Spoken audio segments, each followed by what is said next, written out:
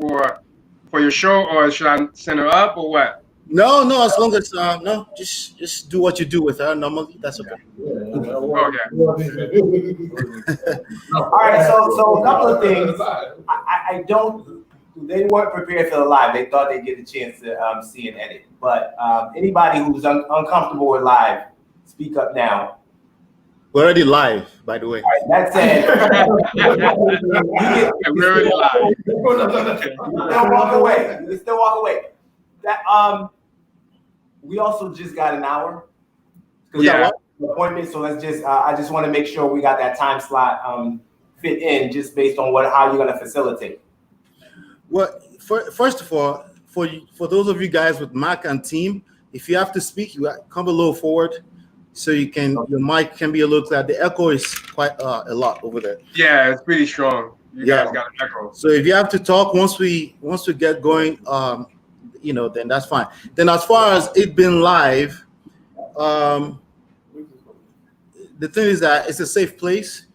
I'm gonna try to moderate, and then just keep things. The idea here is for everyone to enjoy us as men, in this society. That's really the idea. So there's nothing we say here that can really work against that.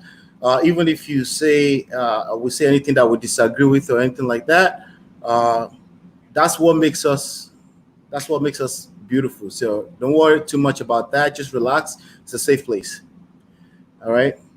But like I said, we're already live. My name is Ola. By the way, I think I know almost everyone. And let me see. I don't know. There's a guy with a tall head right next to Mac on the other far. Yeah, no, the other side. I don't know who's that is. Yeah, who's that? No, the other way. No, the other way. Kool-Aid. Are you serious? Are you serious? I was kidding. I know almost everyone. Right? But I think I'm meeting Wallace. Is that Mac's brother? That's Mac's brother, right? Yeah. Okay, I'm awesome. Mac's brother. All right, yeah. I think we're meeting for. So I'm gonna let everyone introduce themselves. My name is Ola B Togon, and we kind of like all this people. Most of these people here, we grew up together like from day one since I've been on this earth. So, but there's a good chance that some of you I don't know, but we're here to just basically a few days ago, we've had a few shows between Mac and Bola and my wife and myself, and I feel like there's a conversation that we need to have between just men. There's a lot of situations going on in the world that something is lacking, and I just want us to talk about it. It all starts with a conversation, and for the most part, it's the issues are silent killers. They're not like the obvious. Oh yeah, you did this to your wife. I did this. It's now blown out of proportion. That's not the most common one. The most common one is like silent little killers in the household, between siblings, between relationship and stuff like that. So that's what we're going to talk about. But again, like I said, my name is Ola Bitogun from that platform, lolaandola.com. And then we can start from Mac and team and start from Kunle, and then we'll go to Wallace, and then we'll go to the gentleman Yinka Kolawale. So let's start with Kunle. I know, but I'm doing something. You got to come a little closer. Is it a phone, by the way? Is it a phone? Yeah, like that. Okay.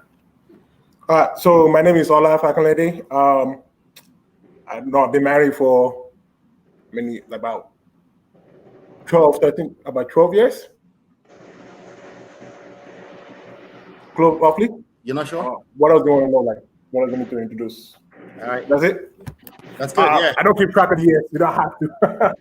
All right. So my name is Mac Ardina, and like Ola said, my wife and I, we do some days today where we discuss, just basically getting out and doing things, and we're all very interested in relationships, whether it's amongst men. So one of the things that one of the episodes that we had is about how, we need to create the relationship amongst men that women try to foster that we don't necessarily do. But I wanted to make sure I had all of these men here, to kind of give their perspective. It's not just one person. That's why I invited all these guys. We come together on the 4th as a family. And so we're already here. So I told them, we were trying to get this thing done.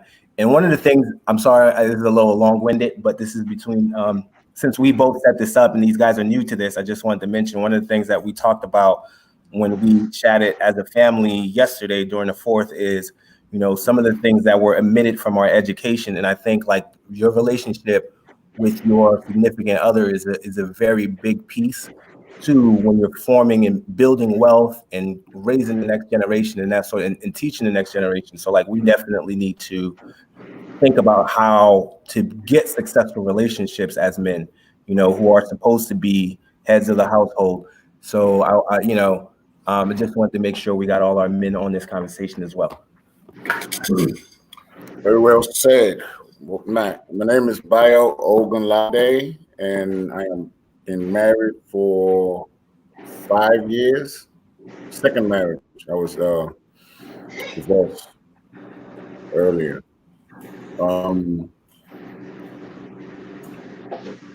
Being married, what I've learned is just every day I just try to understand my wife, and since we living together, so I have to. It's not an option. I have to understand her, and I have to live with her. So to make it easy in life, I just have to be happy with her. So that's what I try to do every day.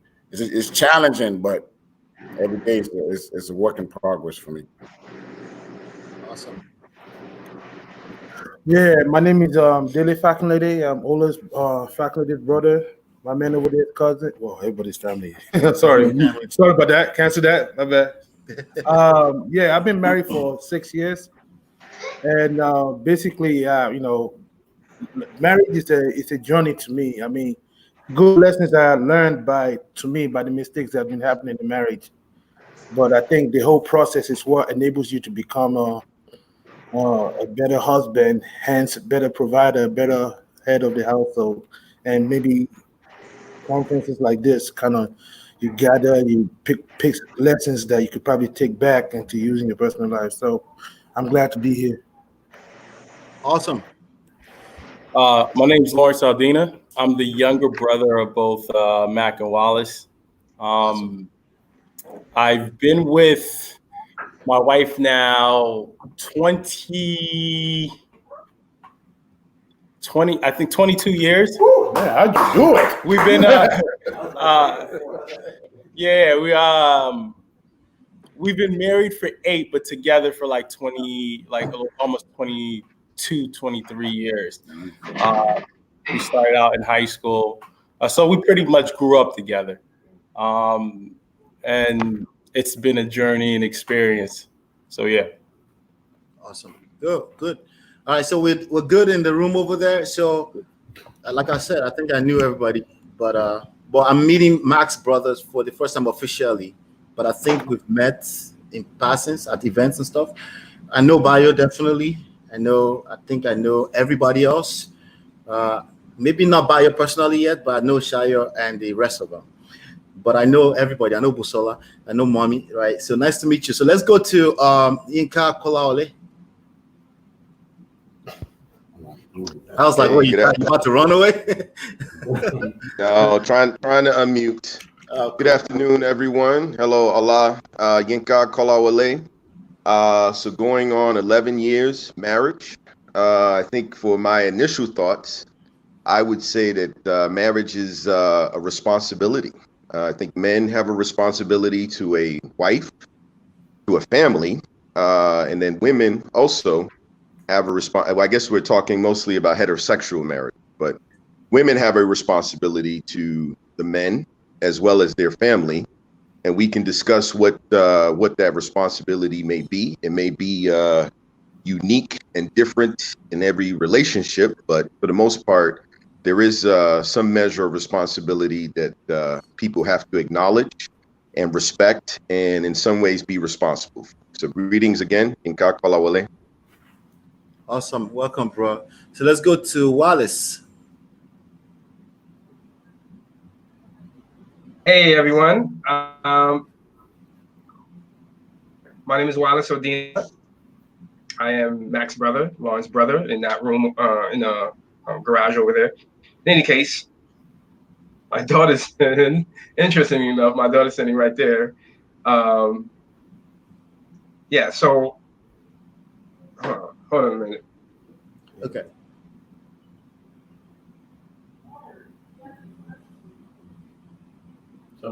We're not. By the way, we're not that many, so you can keep yourself unmuted. Even the most noisy one are quite quiet, so that's good. So you can keep yourself unmuted since we're not like a big house. Okay. Go ahead, Wallace. Yeah. All right. Sorry about that. Yeah. So we are. I just recently completely uncoupled, is what we call it, as opposed to the D word. My daughter's here, so she doesn't know about it. It happened last month. So I think I bring a different perspective. I think someone mentioned that they're on a second marriage, and I think for both of us, we bring a different perspective into this conversation. So I'm looking forward to adding whatever input that I can add. That's it. Awesome. All right. Good. All right. So I think I introduced myself already. I'll start off the conversation. There's a question that I had. I'm going to make it a second question. Okay. So basically, questions will come to mind for me, and I'll throw it at you guys, and I'll see where you guys are at, and then we'll try to find a balance. And basically, the idea is for us to come up with a solution so that we can, like Max said, the quality of the relationship you have with your significant other. In my opinion, marriage or the D word, like Wallace said, it really doesn't matter. Your relationship with that person that you have kids with will affect everything else. It will affect your relationship with your siblings. It will affect your relationship with your boss in the professional setting. It basically is a testament to how you handle crisis. And for me personally, I go from a standpoint of crisis. You know, we could sit down here and just say, hey, you should just love your wife. Like everybody kind of know that already. But it gets harder when there's crisis. So a lot of time while we start doing that kumbaya talk, I'll bring up, okay, what if the worst case scenario happens? Because that's when you get tested. It's not when everything is good, right? So so with that being said, in your opinion, I'm going to make the original question I had, I'm going to make it the second question. In your opinion, each individual, based on what you've seen so far, I get it. You don't know everything, just like me, right? But just based on what you've seen so far, what makes a marriage last forever? And this time around, we could start with Wallace. So let's go back around, right? Sorry, you said, can you repeat the question again? What makes a marriage last forever? Ooh. Would that be me for this one, or would it be? No, you. I guess. At least you know what we shouldn't do. So yeah, I think you gotta realize that this is for the long haul, and I think that was at least my problem, because I think at the time, even when we were married, I had in the back of my mind that we should, just in case something happened, when she was like, okay, let's combine our finances and things like that. And I always had in the back of my mind that something may happen to where, we may not be together. I was thinking that, but I never said it. I think for the most part, you gotta be in it. You gotta have that mindset. It's the long haul, because she had it, but then I did not. So that it's the mindset part, and then of course communication.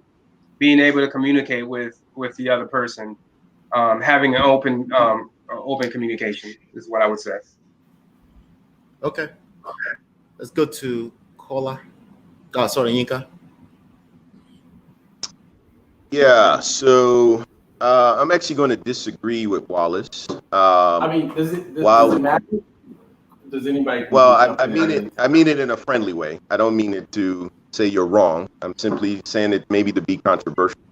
Mm-hmm. Or maybe the word choice is not to say you have to be in it for a long haul, although it's similar. I think maybe the word is commitment. So I agree.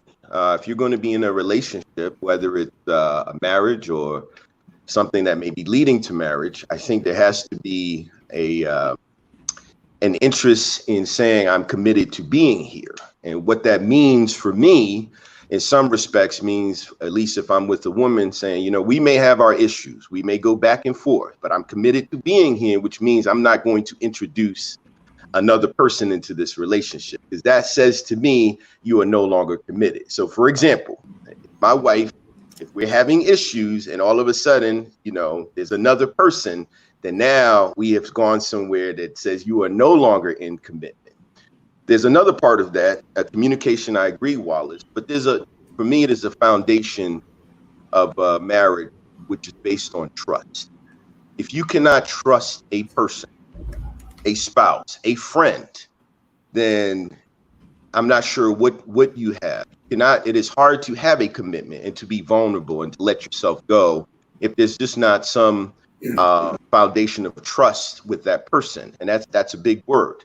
Now, to answer your question directly, I think part of what makes a marriage successful is, in addition to commitment, trust, communication, is also an exploration of yourself, you know, to understand ways that you may be wrong, ways that you may have to grow, ways that you may be willing to grow. I've had my greatest growth in relationships and going through the trials and tribulations and have to say, you know what, I have to take a different tack. I have to find success with it. Some of the relationships that I've been in, either I've been unwilling to grow. Think of me as a young man trying to chase tail up and down the street saying, oh, you know what, this is what I want to do. Not realizing, looking back, that's an unfortunate way to treat women. But I've also been with women who in their own kind of way have been unwilling to grow, have been unwilling to see that they need to grow in order to make our relationship work. So I think that one of the things, another element of a successful marriage is a willingness to look at yourself and say, how am I going to grow here? I can't do the same things I used to do and think that's going to be successful. There was another piece, and at the particular moment, at the risk of sounding long-winded, I forgot what it is, so I may have to come back. But I'll leave it at that for you. Awesome. Let's go to Kule. Thanks for that, man. Thanks, guys. And I agree with a lot of things that Kolawole and Wallace said about marriage. I think that you definitely need to have the commitment. Everybody entered their relationship in different ways. We all start out differently. There are people that have been dating, like my man Lawrence said, they've been dating since high school. They probably see something like it's forever, it's always in their face. And the people that just went at it without jumping, that just jumped in. And the way our marriage went through is like I just jumped right in. And I know I've been looking forward. I know what I wanted, and I know what I was looking forward to. And you know, a lot of the dating, a lot of the scenarios, like, you know, women that I've dated, people that I've talked to, they were not willing to go. They were not at that level. I mean, a lot of men said that, oh, I'm not ready to play that game. I'm looking for that.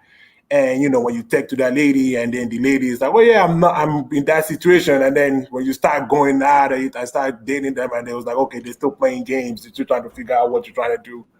Trying to, like, you know, and I'm telling them, like, you know, ready to go. But what I believe to make marriage longer is like, you know, you have to be committed. And I was really ready to commit it. And I was lucky that so far, and knock on wood, like we were both committed at it. You know, we had, first year was rough, you know. First year getting together, went through all your rough issues, trying to iron it out. But we both knew that we were not going anywhere. So whatever effort and energy that we had to put in it, we had to put in it to try and make it last. And God bless us with the kid, and I think that kind of like stems and maybe temper down whatever issues that you may have, especially when you have responsibilities that you both have to strive to and commit to. So I think that kind of like, you know, start getting everybody in the comfortable space into, you know, we're both committed to this. We have a child on the way. We got a child now. We both need to do what we need to do, and we're both growing. So we grew together. We did it together. We hung out together, and as much as possible, we just stay committed. And we're still committed to each other to this day, even with all our issues. So hopefully we continue to keep going. And I think, to me, that commitment is a very thing. Like, you have trust, commitment, you know, share loving. As long as you are committed, like that's what you want, and they'll both agree. If you both agree that you want to do something, you will find a way. as and I'm just throwing this out there not to sound weird. Like we talk about the sports being gone and we're all missing sports and everything. And with all the corona stuff and everything, we keep telling ourselves, football is not gonna cancel because why? Both sides are committed to making that money. They're gonna figure out a way to make it work. Figure it out. Yeah, they're gonna figure out a way to make it work. They're both coming in to make some money. They're coming to want to make that money. They're gonna find a way. So as long as both of you are still in that commitment mind state, like, hey, this is us. This is it. We're gonna try to make it work. I think a lot of times you try to find a balance and find a better solution, and I think that kind of helps make your life last longer. So that's my take on that. Awesome. Let's go to Bio. What's up, everybody? My name is Bio. To make a marriage last, I have a different take, but I agree with Yinka when it comes to when you say you have introduced somebody into the relationship. I think for men's perspective, for a husband or for male, whatever, I think that relationship is done. When a woman steps out or introduces somebody into a relationship of a marriage, it's done. So there's no savaging that or nothing. That's what I believe.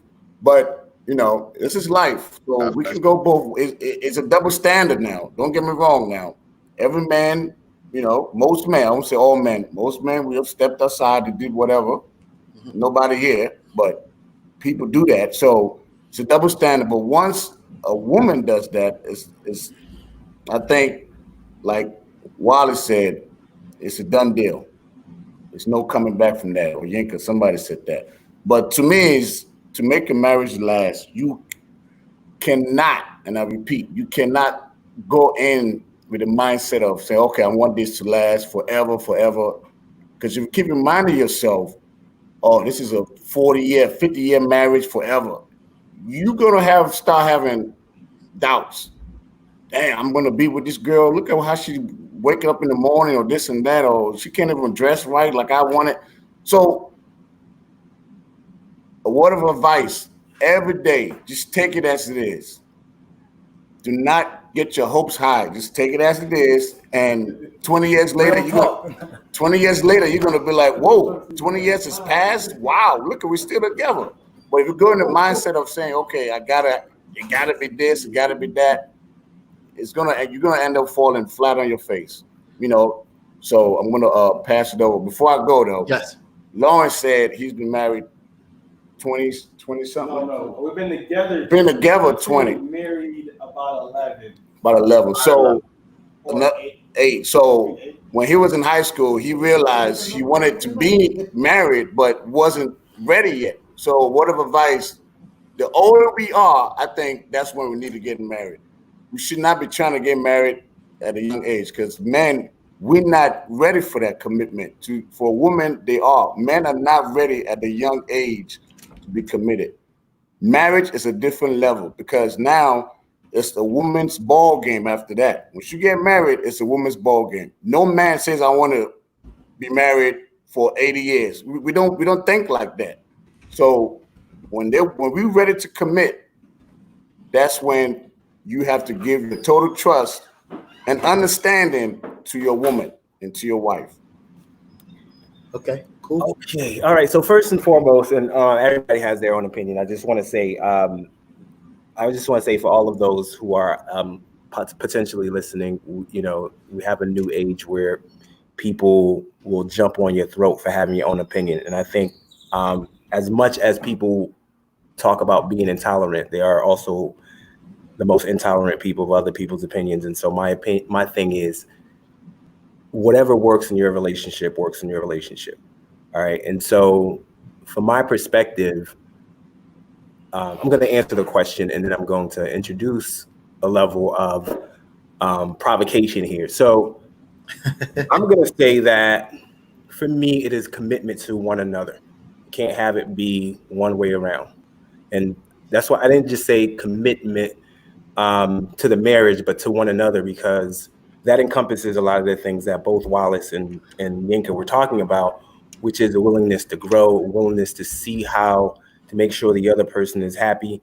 It's also, though, a commitment to yourself, because not only is it a commitment for you to grow, but it's a commitment for you to understand that a lot of the issues are not with the other person.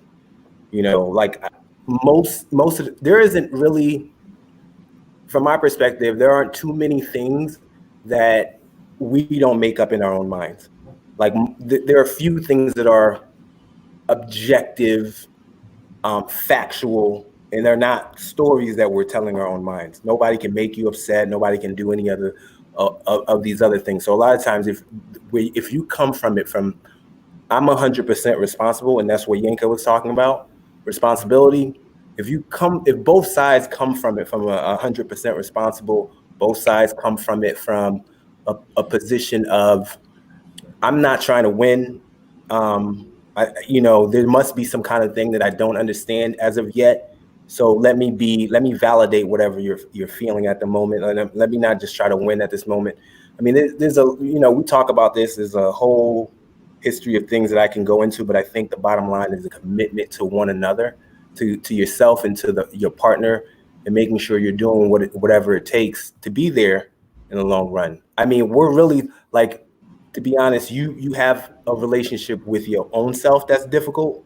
There's a lot of things that you aren't even willing to do for yourself. So add another person in there that has their own relationship with themselves, you're going to have trouble. So if you're not willing to do what it takes, both partners aren't willing to do what it takes, then it's going to be an issue.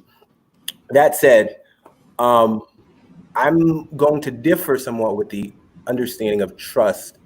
So for example, we just found out that August Alsina alleges. The truth is, he alleges that, Will Smith and Jada Pinkett Smith have like a life partnership where they allow one another to go out and do things with other people. Open relationship. So in that sense, if that works for the two of them and they can have an open relationship, I don't see why bringing another person doesn't work, if that is what works for the two of them. Moreover, I know tons and tons of relationships where there is quote unquote lack of trust. There are different levels of trust, different things you can trust a person for. There are wives, and to differ with Bio, men who allow their wives to cheat, and they just, or they know it, they don't say anything about it because they trust them on other levels. I trust that this person is going to provide for me. I trust that this person is going to be a good mother. I trust that there's all kinds of trust that does not necessarily cross my boundaries, and it's your boundaries. So if it doesn't cross that person's boundaries and they still love and both of them are loving, I know tons of relationships where the man is out there, but I know a few where the girl is out there as well, and the dude is okay. Well, is either in denial or is, even if they're not, or they're just not saying it and they know it's like, listen, I got everything else I want.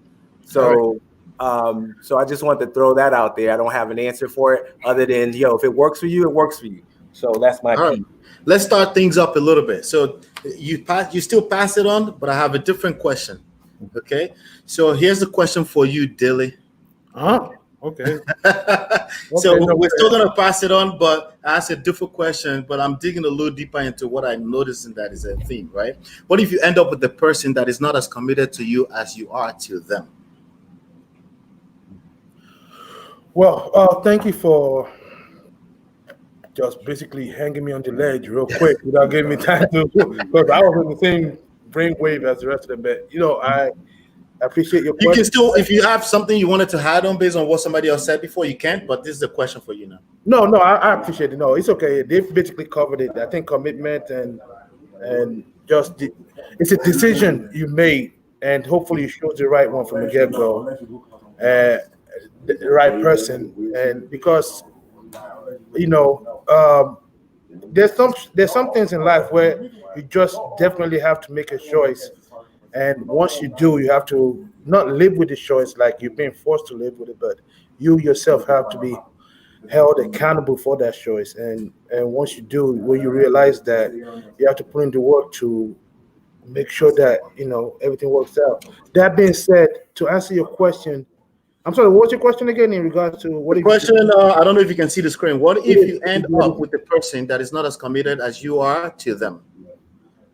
Well, I think the only choice you have in that matter is try to realize that you are the representative of that other person and vice versa, in the sense that how people view you and is depending on how the other person is and vice versa. And if the person is not as committed to the relationship as you are, I think what you have to now do is just work on the level as to what is it that is they feel that they're lacking in order for them to be committed. And if they're not, just make them realize that no matter what they do, whatever growth or however they want to live their life is dependent on this other person. And since we already made this choice to be in this marriage, what is it that is needed so that we could be the representative of each other, and then try to work on that. Being committed to one another is sometimes false on. So let me be clear. You're already in this marriage, and things are starting to happen. From your perspective, you feel like this other person is not as committed as you are. This is your perspective, right? You've tried everything, but it just seems like this person is not as committed, right? And so you talking to them as you've actually tried that and it's not working. What do you do? Don't ask Wallace. Let's go to the next person. You can always come back. Let's go to the next person. Let me get back to that. I really don't know the answer. So what you're saying is you're already in a committed relationship or marriage, and it's not working out.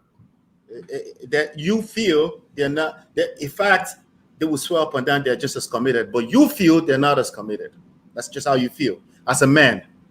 I think And the question was born from Kunle said we're committed to each other, right? A couple of people mentioned commitment, but again, that's I'm ready to weigh in on. I'm ready to weigh in on this question if people want to think about it. All right, we'll come right next to you. You're the person not committed to you. I'm saying let people answer, but if yeah, I mean, I can answer it in that. I mean, I think for me, it would be to go back and realign the shared vision. So part of the initial question that was asked, I think that there needs to be, to what makes a marriage last very long, in my opinion, there has to be a shared vision of what the marriage looks like and what the expectation of the marriage is. So then if you both don't share that vision, you have to then have a conversation and realign and see, does this marriage make sense? Does it work for both of us? But I think part of answering that question is if it's a self-assessment within the relationship and the conversation to say, well, are we willing to continue to engage in this to try to make it work, or should we part ways? And if you feel that it's a decision, it's a shared decision where this relationship doesn't benefit or provide value to both of us, then it might be time to part ways. And that's not necessarily good. That's not necessarily a bad thing, because you start off in a relationship in one way, and then as you grow, you start to grow differently. And that's not bad. You're just growing, and the person that you were when you were in the relationship may not be the same person that you are now. And if you both are not the same people, and it doesn't work, I think. All right, cool. Who was asking to? Yinka. Okay, Yinka, let's go to Yinka. Yeah, and sorry to cut anyone off. First of all, thank you to everyone. I think we're saying all parts of the prism here. But your question reminded me of why I wanted to push back on Wallace. I think Wallace has said, you have to be in it for the long haul. and why I said, well, maybe the word I would choose to use was committed. I have said to girlfriends in the past that if you don't want to be with me, not much I can do about it. I can't lock you up, can't hold a gun to your head. Okay, so if you want to be with me, be with me. If you don't want to be with me, don't be with me. So part of trust, part of marriage is a responsibility to yourself, which is to say, if I have a feeling that you are not fully committed to being with me, then I have to say I'm responsible for myself. You don't want to be with me, we can rock and roll. We can move on, we can move forward. It's not that big a deal. And I would say that's being responsible to yourself. I would also say that's being responsible to a marriage, okay? Because a woman could say the same thing to you, which is, you know, Yinka or Allah or Kunle or whoever, if you're not ready to be with me or not committed to be with me, it's okay. Just tell me and I will move on, okay? So again, it's about trust. It's about people willing to say, hey, I'm here. I'm willing to grow. I'm willing to grow on myself and work on myself. The last thing I would say before turning it over is, again, this idea of responsibility. So you get married. It doesn't mean you stop growing. It doesn't mean you stop taking care of yourself. It doesn't mean you stop being attractive to your mate. Those are the things that are part of being responsible to your marriage. And sometimes people don't cover that on the other end. Thanks. Awesome. All right, so let me start things up a little bit again. Like a lot of stuff we've said, most people know when they go into a marriage. I at least they think they know, because I always say people that say I do, they don't know what they're doing. That's, in my opinion, that's 100% of the time, because you can't necessarily, there's no way you can comprehend what you're about to get yourself into. All right. So now, with that being said, okay, did you have something to say about before? Yeah, Go for it. Pull the camera to yourself.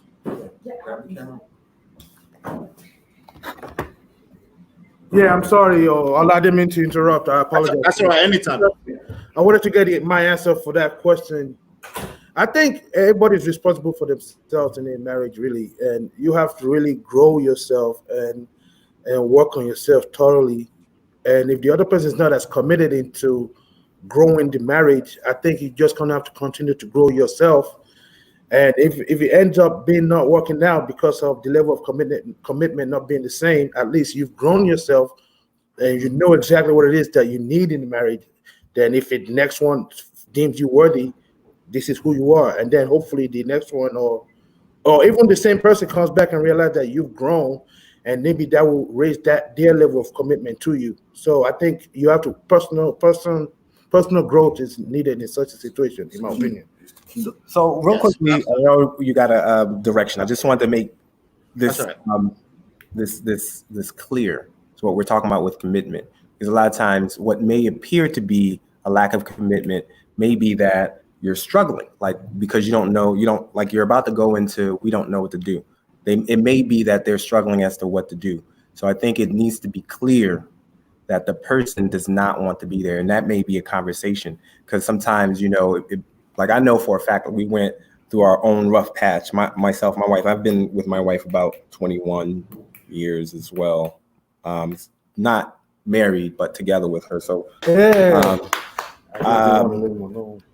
so no, I'm just saying, but I just want to make it clear that we went through a rough patch, and it was, you might looking at it think, okay, there's the, that we were not committed, but it was like we didn't have the tools. So a lot of times what may be necessary is for you to figure out what the actual problem is. But, if it is in fact, this person wants to go, and I think, and that person is for whatever reason not admitting to it, then you need to step out. You need to go do your own thing.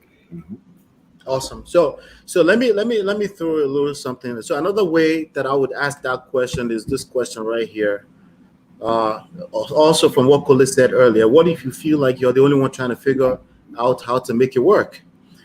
The crisis happen when there's a clog up, when there's a gridlock of some sort, like when people can see eye to eye, right? If you have a gridlock with your wife, I'm going to pose that question in a second. What would you do about it? As a man, you're in a crisis and you can't see eye to eye. Now, somebody mentioned earlier that, hey, we could just go our own way. That's not always that easy and that simple. In fact, for the most part, people just sit in it longer than they should, knowing that, yeah, if this marriage is not working, we really shouldn't stay in it, right? Now, with that at the back of your mind, what would you do? As a man, do you have a bigger responsibility? Do you feel as a man that you have a bigger responsibility, or you feel like, hey, it's equal? If you can't meet me equal way, I can't help you. However way you want to process that question, what's your take? So this is Ola speaking, and my take is maybe a little bit similar to what Lawrence says, which is what is the shared vision? I know you're saying that you're not saying eye to eye, and that is really based on a lot of I think that's too broad in the sense that it depends on what the issues is. If you're talking about you're not seeing eye to eye in how you want to raise your children, I don't think that warrants I don't think that necessarily warrants like, oh, because we're not saying eye to eye how you raise your children, you are on those things. I think that warrants like, hey, how do we get an understanding? How do we come to a middle point of how you want to raise your children? There are people that different religions that are married, and are like a Catholic and a Jew that was like, okay, I'm going to be a Catholic, and the other's like, I have to be a Jew, and we love each other, and this is what it is. So then, how are we going to raise our children? So then you could go ahead and then decide like, hey, on this issue, we may not see eye to eye. Maybe we raise both of them the same way and let the children decide which denomination they want to pick with at the end, or maybe somebody have to like give and everything. So I think in defense of you're not seeing eye to eye or anything like that, I think there's a lot of issues. Another thing that came to my mind is like, hey, how are we going to handle our finances? Like different ways that people handle their finances. And not everything works for everybody. People handle their finances like a joint account. People down like, hey, you do your thing, you take this bill, I do my thing, I take that bill, and we do. So like it all depends on what you. I think this is something like it all depends on what you're not saying eye to eye with. Now, if we're talking about, oh, I don't know if I want to be with you anymore, kind of like I'm not seeing that kind of commitment, then that's where we're thinking about, okay, if you are not here, we're not seeing the same vision, you don't really want to be with me. I don't know how. I mean, if you tell me, or if we have a conversation and we discuss, hey, what am I not providing that you think you could provide, that you think you could receive on the other end, and I'm not willing to step up and reevaluate myself to see if I can get to that level, and then that I think that's where we, that way we may part ways. Obviously, we don't want to part ways. So it depends on I think it depends on what you're saying that what the issue is. Not saying eye to eye, but it depends on the topic. I think that's what I want to say. What kind of commitment they're looking for, what the vision is. But I think you need to clarify the question a little bit. The question is, whose responsibility is it to fix it? You want to answer? Here's a question in front of you for everyone. What do you think is responsible for the 50% of more divorce rate? But before that, this is the question I wanted to post. Put it on percentage. How big is your responsibility to holding your home together? 50-50, 60-40, 70-30. Now, let me put some perspective on this. Marriages break down from little petty stuff. Like I said at the beginning, it's usually not like the big stuff, like infidelity, like the obvious one, like, no, I can't handle that. What Bayo mentioned earlier is really based on, there are a lot of men that stayed in a marriage after forgiving their wife. It's actually extremely more than you would realize, right? For a person that hasn't gone through that, or you're not in a position where you're helping other people, it does almost seem like, oh, no man will accept that. And I understand that. That's also coming from perspective. But there's a lot of men that situations happened and they found a way to stay together, and it's completely in their past, and they're 40-50 years even into the marriage, right? So that's it. So let's put that in perspective, put it on a percentage. How big is your responsibility as a man to holding your home together? Because put that in perspective, that petty stuff, including like, don't put the bugger that way. No, I like you this other way, right? those are the things that are responsible, right, for a lot of breakdown in homes. Do you think it's 50-50? It's 60-40, 70-30? Put your number out there, but explain. Any woman should leave that man. I mean, I can answer. I feel like I can answer that. I mean, I would say it's 100% your responsibility if you take ownership. In order for you to change anything, you have to accept that it's something that you can change. Because if you say, oh, it's her responsibility to change this, then you're relying on her or the other person to create the change that you need. So I think if you ultimately want to affect change in the relationship and make it work, you got to be willing to accept and say it's 100% my responsibility. And what could I have done to make her react that way, or make her do this, or make her do that? Because if you can reflect and look at it, you can see you could potentially find some nuggets where, okay, maybe I should have handled it this way, and then that approach would have been better. Okay, I'd like to go for it. 1 second. I think just to take it to the Bible, I know we're not trying to be biblical here too much, but bear with me. The Bible says for the women, their responsibility as far as just marriage is for them to respect their husband, and the man's responsibility is to love the wife just like Christ loved the church. You understand? That level of responsibility to love something takes and not only do they just say love, they try to relate it to the same kind of love that Christ has for the church. So that kind of love kind of deals on through good and bad, through whatever, because that's kind of love that Christ has for the church. Hence, you have a greater responsibility as a man. I won't say 70-30 in the sense that what Lawrence just said makes sense. If you think that a wife has a 30% responsibility, then there's an inkling in the back of your mind that says, oh, she's not carrying that 30% responsibility, so that's not helping our marriage. I'm not you now. In addition to my 70%, I'm adding your 30%. No, I think there has to be an understanding that you as a man has to own 100% of the responsibility, and then hopefully you have a wife that respects you enough, that loves you enough to help you lighten the load. And that's how I think the word. That's my answer to that. So, All right. Anybody else? You want to jump in and so I'm gonna. Yeah, you got go for it. All right, go ahead, Yinka. Oh yeah, no, I definitely want to jump in. There's a lot to. You're muted, I think. I'm right here. Can you hear me? Yeah, we hear you. Yeah, there's a lot to unpack. There's a lot to unpack. Yeah. So let me start by saying first, it depends on the nature of the crisis, right? So if it's an external crisis, okay, the hurricane came, blew your house down, the money you were hiding in the bed is now burnt. So as a man, I feel like your responsibility, if you are considered the head of the household, is to take leadership in that regard. However, in a relationship, it doesn't just happen that some guy says, she didn't cook my burger the right way, so I left her. Usually there's a series of things that happen. And on that note,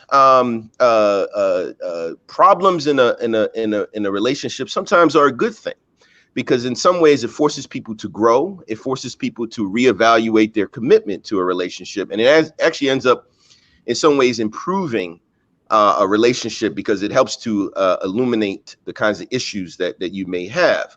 To answer your question more specifically, as a man, and I hope my brothers here will attest, is that we will seek counsel in our elders, our close friendships, the people that we trust, to say, okay, we're having an issue. She said this, she said that, she wants to go left, I want to go right. What do you think? And the people that love and care about us and that we respect will say, well, you have to see her perspective. You have to see her and you have to do this, or she's entirely wrong, or he's entirely wrong.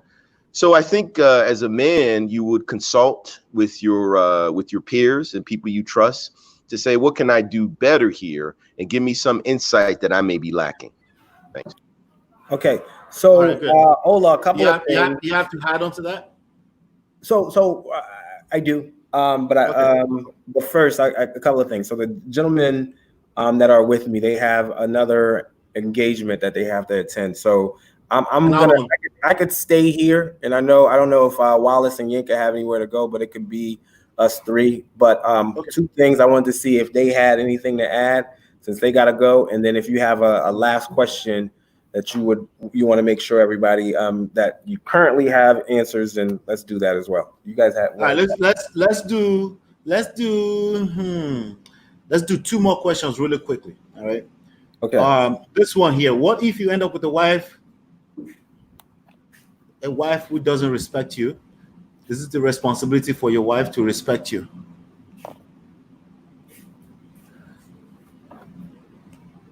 So how did you get that? All right, let me do that one. All right. So the question was, what are you doing? What if you end up with a wife who doesn't respect you? Is it a responsibility? Is it the wife's responsibility to respect you as a man? This is to me. Yeah, I think the idea that I can end up with a wife who doesn't respect me means that I came into the relationship with a wife who didn't respect me. I'm not going to be choosing somebody who doesn't respect me. Like, if you don't respect me, I don't respect you. You're gone. You know what I'm Let me help with that. Let me help real quick. Can you hear me? Let me help. So a lot of times people evolve, right? People evolve, and people get into 5 years, things has happened, and you end up in a situation where your wife, obviously you picked the wife, you made the choice, you guys were in a good place, obviously, when you made that wife, right? But you're in a place right now, she doesn't respect you. Do you feel a woman should make it a responsibility to respect their husband, meaning you? Is that how you feel? Or there are other nuances to that?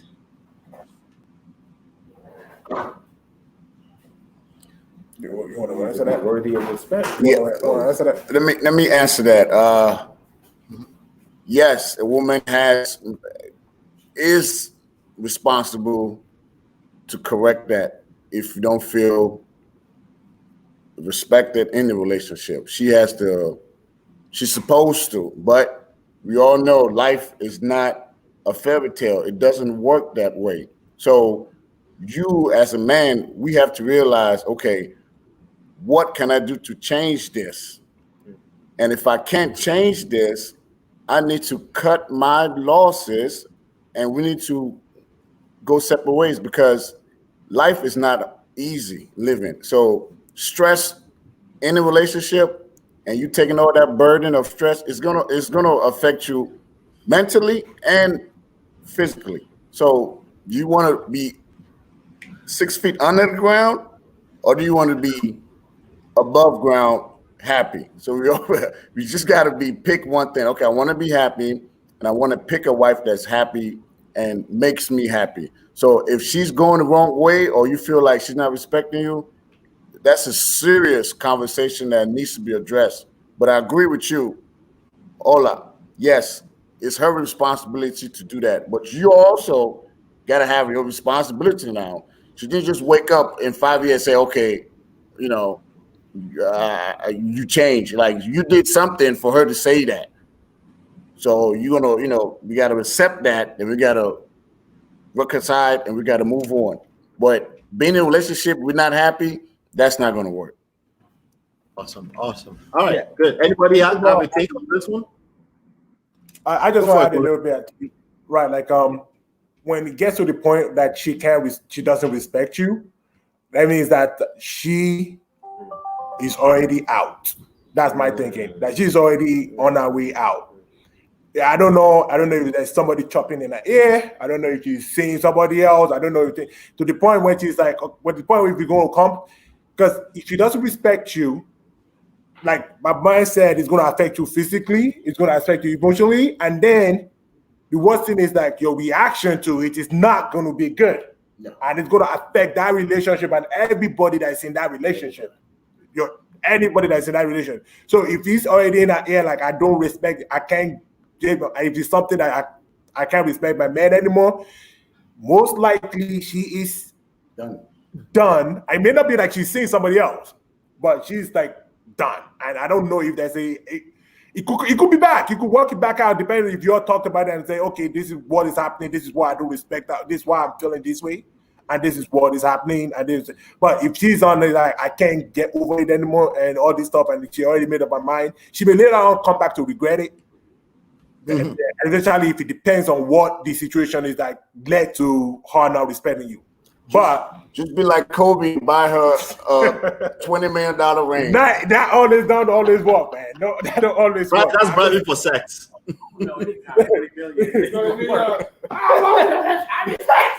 I do. Just give me a couple of so for those who have to leave, here's the last question for you. Please, real quick. You want to go back to that? Okay, go for it. Quick. I think everybody's kind of right in that sense, but like I said from the get-go, and hate to take it biblically, I think God had the way when He was designing marriage, the responsibilities of each other person. You do love, her to respect. I think the reason for that is that a man that feels respected knows how to now feel confident enough to go out there to keep making himself worthy enough to be respected. And if you don't get that kind of respect at home, it kind of fully takes away from the level of growth you could obtain or things you could obtain out there because you're mentally just thinking of ways to try to deal with the situation. What I'm getting from you guys is that if you don't have respect, just throw the marriage away. Is that what I'm getting from everyone? I don't say throw marriage away. I say work on yourself and put yourself in a situation where you put yourself in a situation where you demand, not demand, but you deem you need to get that respect. And if you can't do that, then yes, I'm sorry about the alternative. I think who was the oldest? I think you the longest married one. Respect is a long way in the marriage. That's the most responsible as far as the women to a man. Because that motivates us to go out there to keep doing things that would. It's like an endorphin in us that makes us say, "Oh, okay, I have." Because when she respects you, she does the things that you want, and then when you come home, you won't mind the kind of work you have putting out there because you know you have someone that appreciates it at home. I don't know if that makes sense. Yeah, absolutely. So a couple of gentlemen. Lawrence has to go too, so let him have his. What if you end up with Lawrence, go for it. Doesn't respect you? Is it your responsibility to respect you?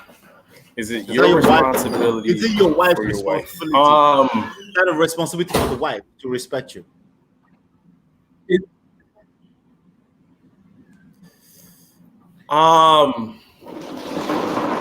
That's a good question. Why does she no longer respect you? Good question. Is it because as a man you're supposed to provide, you're supposed to do things that equate to what a man is supposed to do, and you're no longer filling those things? Or like, I would need a more understanding as to why. Like, I guess I would need a better understanding as to why your wife doesn't respect you. Okay. I guess so. I think the point that Lawrence is making, or at least the point he's inadvertently making, is that it could depend. To me, this is like the question. Could you close that door? Could you close the door? It's to me, it's the same. It's a similar question as to the question of trust, right? So respect, first and foremost, as far as I'm concerned, is on the individual. Meaning whether or not you feel what you do brings you respect, whether or not that person treats you in a certain way that you condone, that you accept, is on you too. You know what I mean? So again, like I say, I've seen relationships where the woman goes out and does her thing, and from my perspective, if the guy doesn't know, he's in denial, or he's this is intelligent people, and I would think that the person actually knows what's going on, but is okay with it. Now, that person also is a person who provides and does a lot of the things that we say a man in our society is supposed to do. Takes care of his children, provides, all that good stuff. But for whatever reason, you know, maybe because his thing is, I'm glad I have my wife, the one that I wanted. This is my dream girl. I've got what I'm getting from that relationship. I'm cool with everything else. Maybe she needs to be out doing whatever. My perspective, if that is something, the way that she talks to you, the way, whatever, if that's something that you accept, that doesn't necessarily mean, you know, that you don't have the level of respect that you want, because as far as, you know, she's concerned, maybe she comes to you for everything she needs, and that's, she trusts you to be the person who does that. She respects you enough that you are handling all these other things. And so for me, what you do, so I'm going to answer the question. I know I'm being long with it, but I'm hoping, you know, we have a little bit more time. But what you do with respect to what you feel like is necessary for you to feel respected because of your own values, your own standards, means that you are always going to be a respectful person if you live up to that.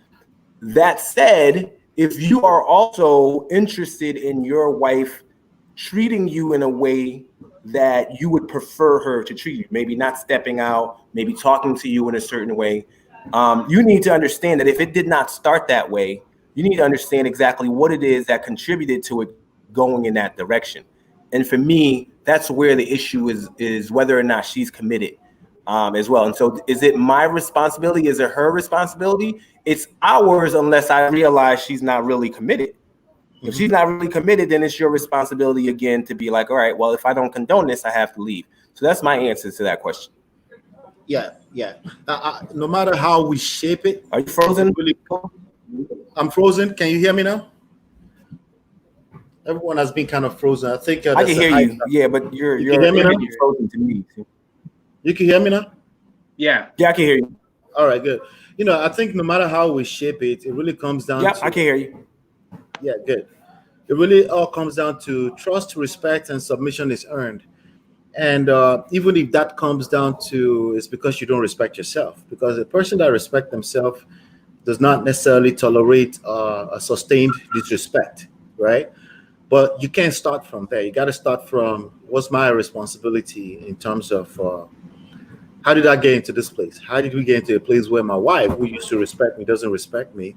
You got to take responsibility for that. And if you after assessing that, if it comes down to wait, you know, I've tried my best, she's just disrespectful, then that could be very well the reason why she's disrespectful, because you don't respect yourself to remove yourself from that situation, whatever that means, at least even if it's temporarily, you know. So that could be a simple argument. If you end up in an argument with a woman and it's sustained and it's happening over and over again, it's kind of impossible for her to respect you in that moment in time, at least in that moment in time. So you got to know when to remove yourself from a situation that you feel is disrespectful, at least to go back and assess things and see how you may be contributing to the dynamics of disrespect in that situation. That's why I always go with... Looks like too. What's that? Can you hear me now? I can hear you. Looks like we lost Yinka. Yeah, we lost Yinka a while ago. We lost Yinka a while ago. Like 5 minutes ago. He hasn't plugged back in. All right. So that's just how I feel about it. Now, do you have any contribution to that, Wallace? Yeah, I think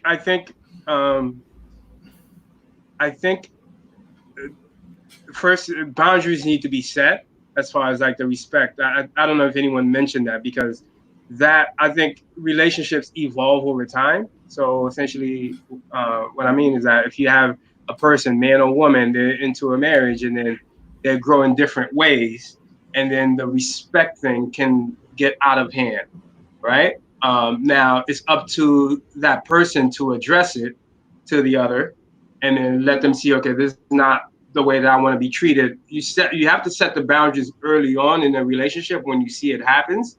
Otherwise, it becomes more difficult to get the relationship or the respect back on track if you don't address it as soon as you see it. Nip it in the bud is what I would like to say. Yeah, so it's up to the individual who feel like they're being disrespected to bring it up. Otherwise, that person may not know. They may or may not know that they're doing it. Like, oh, that's, okay, I see your point. That is disrespectful the way I approach you, the way I talk to you, the way I treated you, whatever the case is. So you have to bring it up to them. What do you think, Mac? So to that point of, I think there's a difference between that person behaving in a certain way that you find to be disrespectful. That person lost respect for you, because the one in the first one where they behave in a way that you find disrespectful, it is a conversation. It's like, okay, I don't like that. When you say certain things that upsets me, this is the boundary or whatever the case may, I feel like it's disrespectful. And hopefully that person, if they're interested in your thoughts and opinions, they're willing to curb it. That said, I also could think disagree with you. They could disagree with you, right? And say, no, I don't find that I was disrespectful. What if that situation? That's it. So to address that point, so what I was gonna say is, you also have to be mindful that if it is a situation where you don't like what that person is saying, a lot of times it is the story that you're telling yourself.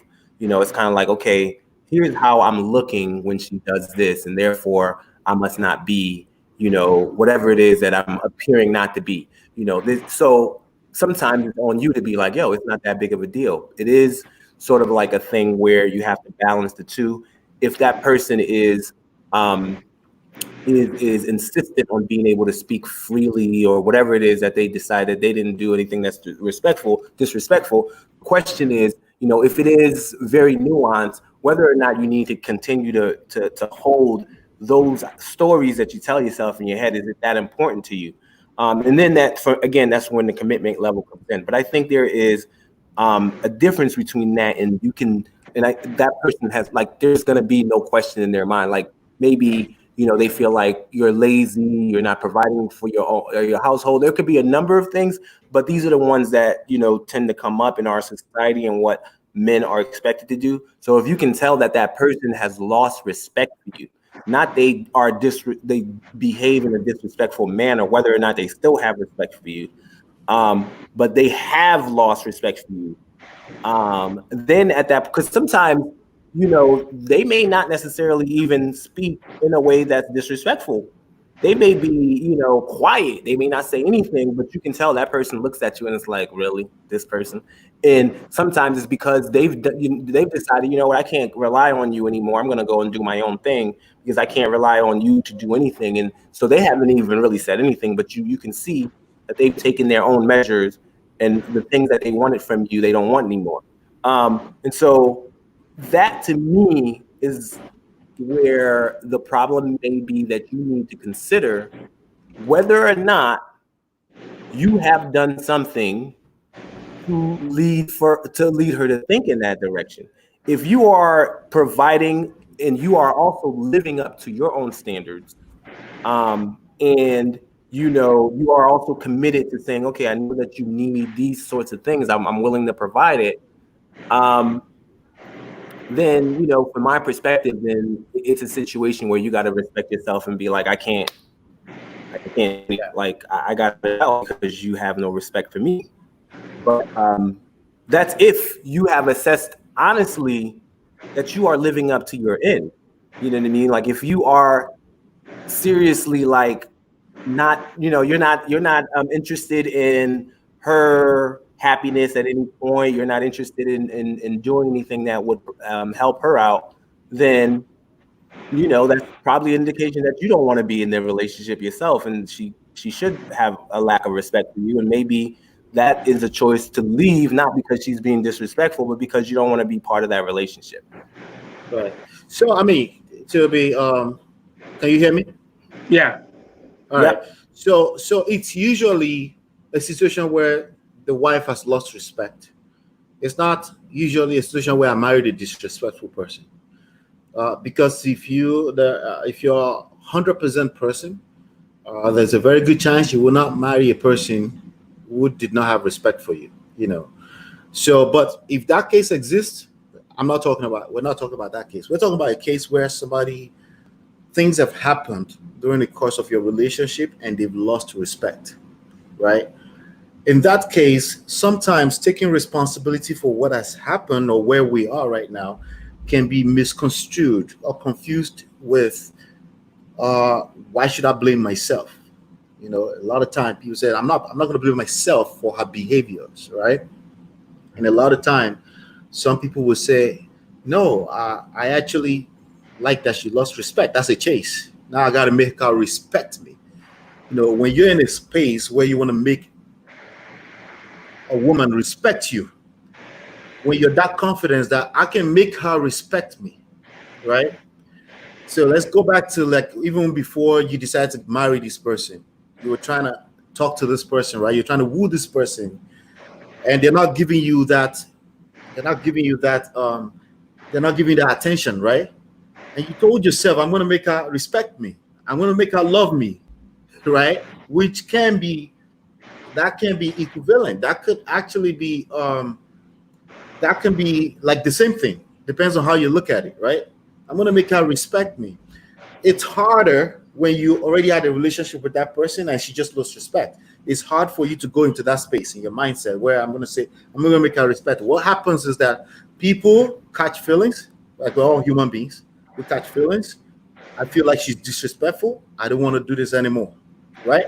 That's the natural place to go to because, I mean, it's not like I just met her, right?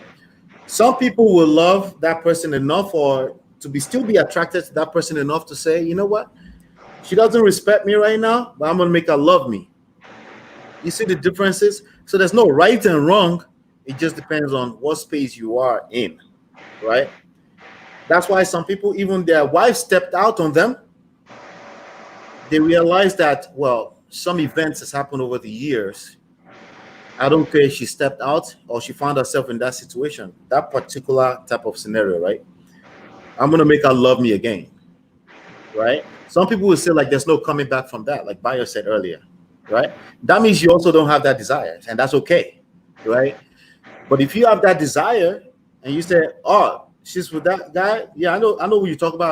I've seen him around, and that person will say, and some people will interpret that and say, well, your self-esteem is messed up too. You shouldn't tolerate that, right? So to go back to what I was saying, lost respect is what I'm talking in particular. It doesn't have to be an infidelity situation. It could be, like you said, finances. She feels like everything always, like the ball always drops when you have it. And that's happened consistently over and over time. And she's in a place where the way she talks to you, like she doesn't even know it. Like she's not doing it deliberately. The way she talks to you reflects her experience with that respect. And that's what we're talking about here. And that's the conversations we need to be having as men, in my opinion. Not the conversation of somebody who's outrightly just disrespectful to you. We're talking about a person that doesn't even know it, but they're in that space. How can you as a man feel okay, confident that, you know, I want to take responsibility. I'm going to make her love me again. I'm going to make her respect me again. Okay. So the way that I want to answer this again, like you said, the desire is not there. That's how I think that's the biggest piece. If you want your wife, number one, if you want to be with this woman, you love her, and you think this is the one for you, my feeling is, as all things, you do what you want. Like if this is your desire, then, you know, if she's still around, you want that, and it's now your responsibility to go out and try to go and get what you want, because that's what makes you happy. Now, if you have made that determination, so like you were saying, like Bayo was saying, there's no way in the world, if his principles, maybe he truly loves this girl, but his principles will not allow him to go and pursue what he wants. He prefer to be with in a relationship that's not as fulfilling because of his principles. That's up to him. Everybody has their own boundaries. And so if you decided for whatever reason, whether it's infidelity or any other matter, that this is somebody you're going to pursue, then you take the steps necessary to get her to where she loves, respects you again. And there are probably certain things that you can do to do that. I mean, it varies depending on the circumstance, but there are certain things that you can do. And I would say that if she has lost respect, there is probably something that you have not been doing, something that you've been neglecting, something that you know, that she's been trying to say, but in an imperfect way, because she doesn't know quite exactly how to say it, you know, in a way that's going to resonate with you. but you need to figure out what that is. And I think that it is possible for you to say, whether it's respect or love, me again, there are certain things that you can do given that she is still committed. Like if she has already left and she does not want to make any effort towards you, then then at that point you need to respect yourself. Yeah. And all right. Anything you want to say to that, Wallace? No, I think he pretty much hit it in the head. I mean, if you are in a relationship and the person, I don't think you should. I think that if after a conversation with this person and then the problem hasn't changed or whatever it is, behavior, whatever, the respect thing is still there, then yeah, at one point you gotta let go. You're like, okay, I don't think you should. I think even though I know we talked about boundaries, setting the boundaries, that's part of it. You set the boundaries and you let the person know, okay, I will not tolerate this disrespect or whatever it is. But at the same time, if they may not see it, right? So for example, if you have a story in your head and they're like, no, you know what? I don't think I was disrespectful, and then you're trying to make them see it. It could be your story, but the person can also sit down and reflect and say, you know what? Let me see if I understand their side of it. If it is just my own story, my own head, and then trying to see their point, understand their point. Right. In that regards. Now, if you both come to a conclusion that it is disrespectful, and then now the other person is still not willing to change, I don't think it's right to not, maybe right is not the right word, but trying to make somebody respect you. I'm gonna go find that person to respect me again too. Right. At one point, you gotta respect your own self and say, you know what, this is not gonna work. So I think we should always respect ourselves. I don't think respecting yourself is mutually exclusive from making a person respect you. As a matter of fact, it's one of the ingredients. So you cannot make a person respect you if you don't respect yourself. Correct. Can we agree on that? Correct. Right. So if you're still snooping around or you're begging is a sign that begging doesn't help, period. And you just mentioned having a conversation. I think a lot of the energy that happens in a relationship, especially the marriage, it's not based on conversation. It's based on the vibe. It's just vibe. It's not something you can talk a person into doing or you can talk yourself into doing. It just depends on the ambience and everything that's going on. Everything else that's so silent that you don't even necessarily identify until you relax and identify on your own, right? Without necessarily involving them. We often make a mistake, right? Especially earlier on in our marriage, right? Say, let's sit down and talk about it, especially if you were the talker. If you end up on this call today and you're still here, you're the talker. It's usually because you're the one who wants to fix stuff. You see something broken and you're passionate about, I'd like to find out what went wrong. But that often can be our weakness because we assume that everyone else is open to talking things out. You see what I'm saying? So I feel like a lot of time conversation is cool at one time, second time, third time. Conversation is probably not fixing the issue.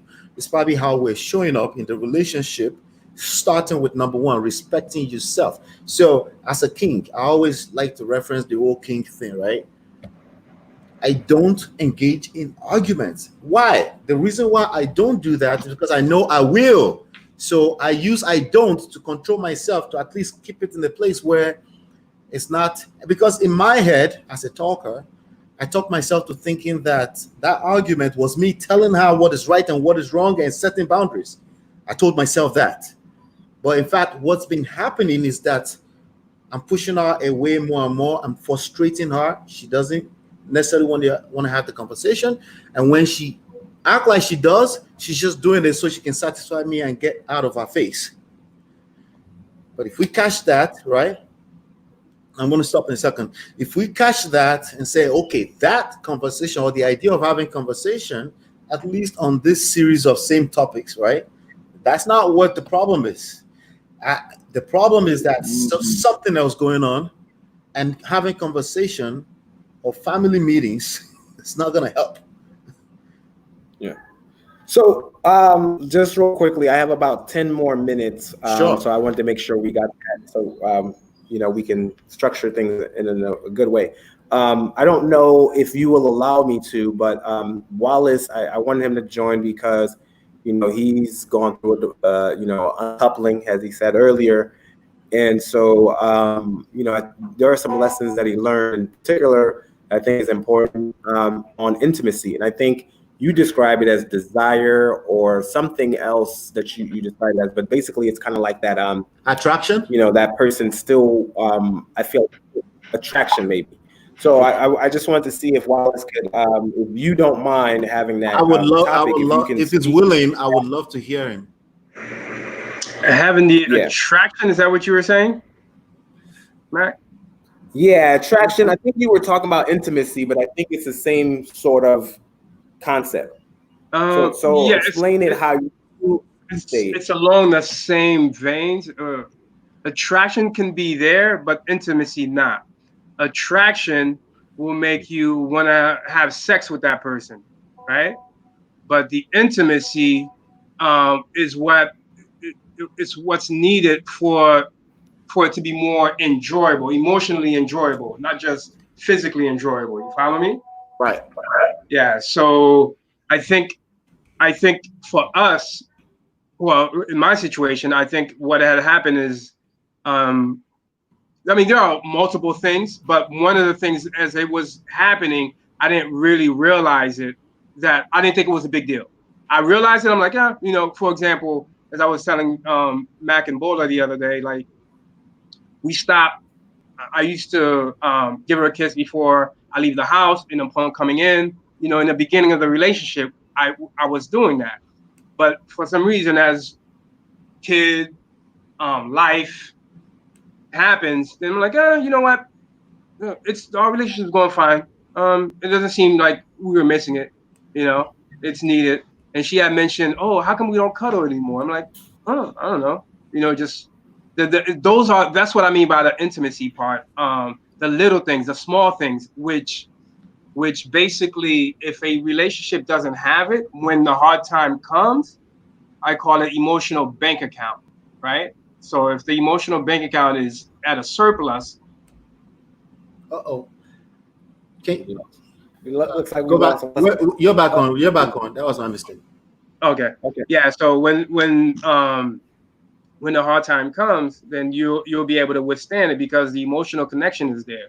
And in addition to that, it's also find that thing that you guys could do together. That's your thing. Whether it's you both reading a book together once a week, or you both going out to, I don't know, play tennis or whatever it is. That's building that connection, that emotional connection, whether you realize it or not. And for me at the time, though I saw it, I'm like, it was hobbling along this whole time, our relationship. And then when we went through the straw that broke a camel's back argument, then the emotional bank account wasn't there. It was at a negative at this point, and then we weren't able to rebound from that. And yeah, that's where we are. So yeah, it's a big deal. Yeah, interesting. Now, so now you guys are in that space right now. Is she aware of everything you just shared? Yeah, she is. The good news about my conscious uncoupling is that it's something that we both realize that we have a daughter, and therefore we need to be able to function. We need to co-parent as a normal person would, as opposed to fighting each other. Matter of fact, the other day we're in the same car. We went to celebrate our sister-in-law Max Bola's birthday, and right. We were able to do that. So I think if anybody is, I don't know who's going to be watching the show, is that if anybody's has gone through an uncoupling or the D word, divorce, is that you got to be, especially if you have a kid together, it's big that they see that their parents are getting along for that, because they're like, it's going to affect them negatively. Yes. So, yeah. I mean, so let me ask you one more question, sorry to make it a little personal. So who wants to be together the most at this point in time? There's got to be one person who would like to keep it together, never mind the daughter. You're absolutely right about what you just said about the daughter. She needs to see you guys get along, period, right? But as far as you two together, who wants it the most right now? Right now, I would say probably neither one of us. And the reason why I say that is because when we were sitting at the table during our divorce, uncoupling, we're going through it. We're saying positive things about each other. She started crying and she explained, okay, I'm just sharing our emotions here so that, we both understand, we know where we're coming from, that it's not going to be something where we're going to get back together. So I think. So let me ask that question in another way. Okay. The last time that somebody wanted it was that one person. Who's that person? That person was me. That was, you were fighting for it. Like you wanted. Yeah, because I realized essentially when we broke up, before the marriage, I said something. I said, you know what, you can just leave. You can go find somebody else. I don't want to be in this marriage anymore. I'm done. That's the commitment that somebody, Yanka, had mentioned. And then that was never there for me. I realized after some thought, right? Okay. And then she was like, but you said that when you were upset or something? Were you upset? Yeah, I was upset. We had gotten into an argument. It was a petty argument, as you mentioned, like it's the small stuff. And essentially we started having more and more arguments, and after that one big one, and I'm like, you know what, I can't do this. This is not working. Right.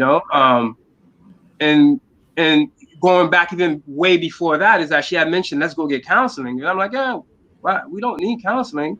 That's that at that time, it was along the line of, I think that's when she also mentioned, okay, that's what she mentioned that stuff about what we weren't doing anymore, the emotional stuff. And then, so and then when we argued, it would be bad arguments. She was like, all right, let's go get counseling. I'm like, we don't need it. Like, we good,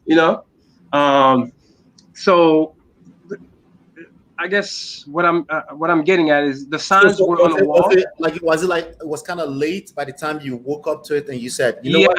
I'm like, when I finally said, you know what, maybe why don't we just go and do the counseling? And she was like, I don't know if we're there anymore because of what you said to me.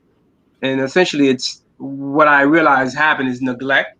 And I don't want to make it seem like it was all me, but right. For the most part, I think that neither one of us, and when we started arguing a lot.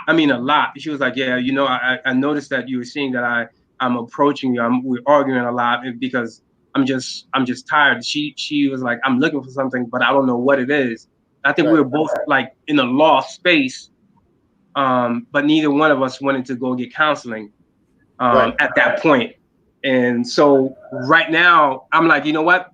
So going back to your question regarding who wants it more now. Who was fighting the last time? Who was fighting? That was you. That was me. I was like, you know what? I can't.